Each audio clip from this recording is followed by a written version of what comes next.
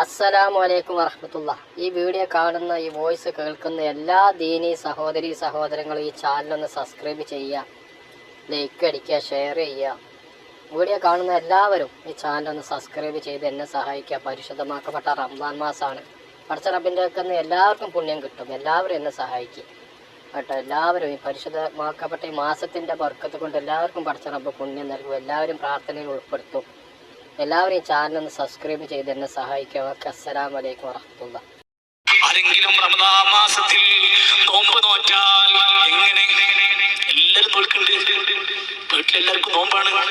ഞാൻ മാത്രം പട്ടിണി നടന്നിട്ട് കാര്യമില്ല, ഞാൻ മാത്രം ഭക്ഷണം കഴിച്ചിട്ട് കാര്യമില്ല, ഞാൻ മാത്രം നടന്നിട്ട് കാര്യമില്ല. ഞാൻ എന്താ ചെയ്യാ? അങ്ങനെ ഒരു നാട്ടു ചടങ്ങിന്റെ ഭാഗമായ നോമ്പല്ല.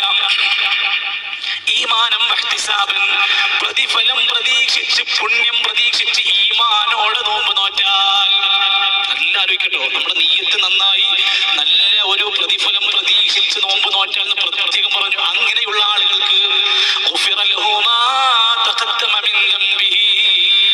അവന്റെ കഴിഞ്ഞകാല പാപങ്ങളെല്ലാം പുറത്തു കൊടുക്കപ്പെടും. നമ്മുടെ നാവുകൊണ്ട്, കണ്ണുകൊണ്ട്, സമ്പത്ത് കൊണ്ട് ജീവിതത്തിന്റെ പല ഘട്ടങ്ങളിൽ നമ്മൾ അറിയാതെ ചെയ്തത് എത്രയുണ്ട്, അറിഞ്ഞുകൊണ്ട് ചെയ്ത് എത്രയുണ്ട്. കച്ചവട രംഗത്ത് നമ്മൾ കാണിച്ച അപാകതകൾ എന്തൊക്കെയുണ്ട്, കുടുംബരംഗത്ത് നമ്മൾ കാണിച്ച അനാവശ്യങ്ങൾ എന്തൊക്കെയുണ്ട്. നമ്മുടെ മൊബൈൽ ഫോൺ, നമ്മുടെ കണ്ണുകൾ, നമ്മുടേതായ നോട്ടങ്ങൾ എല്ലാം എടുത്തു വെക്ക്. കഴിഞ്ഞകാല പാപങ്ങൾ പൊറുക്കപ്പെടാനുള്ള ചാൻസ് ആണ്.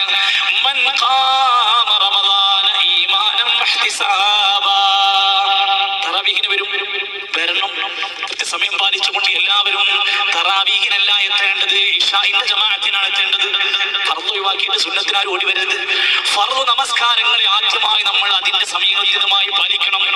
ഇനി റമദാനിലെ രാത്രി നമസ്കാരത്തിന് വേണ്ടി തറാവീഹിന് വരുമ്പോൾ നമ്മുടെ മനസ്സിൽ എന്താ ഉണ്ടാവേണ്ടത്?